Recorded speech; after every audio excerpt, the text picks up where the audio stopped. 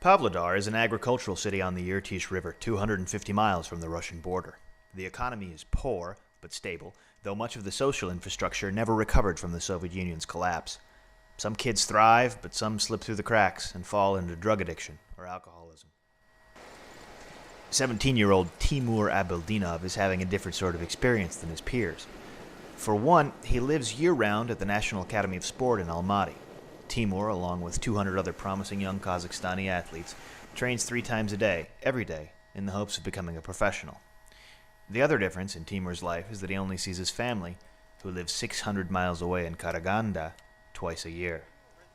For 4 years now, he has been racing bikes, and he has just 1 more year at the National Academy before he can try to join Kazakhstan's state-sponsored Kapek cycling team and move to Belgium to begin racing as a professional cyclist in Europe.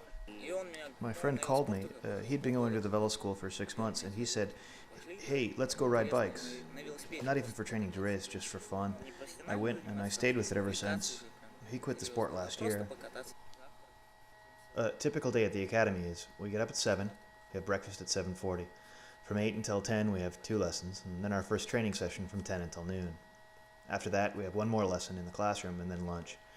After lunch, there's a 3 or 4 hour training session before dinner, and then at 7 we eat and rest. What free time we have is either spent studying or resting.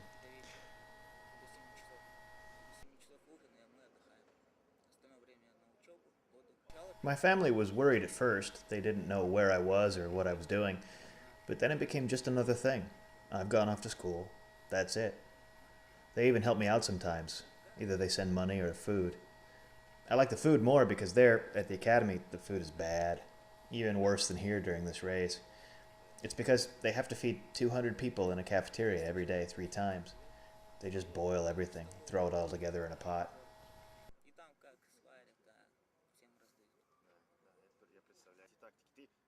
We get a complete physical every 6 months. Doctors do a full checkup with blood tests and electrocardiograph. They check our heart valves to make sure we can handle the work. If we need vitamin supplements, they write out a prescription, we take them. It's very scientific. As for how you feel during a training session, if you're tired, you have to do something to recover. Cycling's one of the toughest sports. It's very hard. The stress, the workload, they're enormous.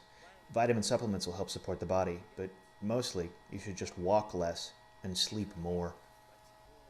When I come back home and see my old friends, I don't have much in common with them anymore. Even the things they talk about are a mystery to me.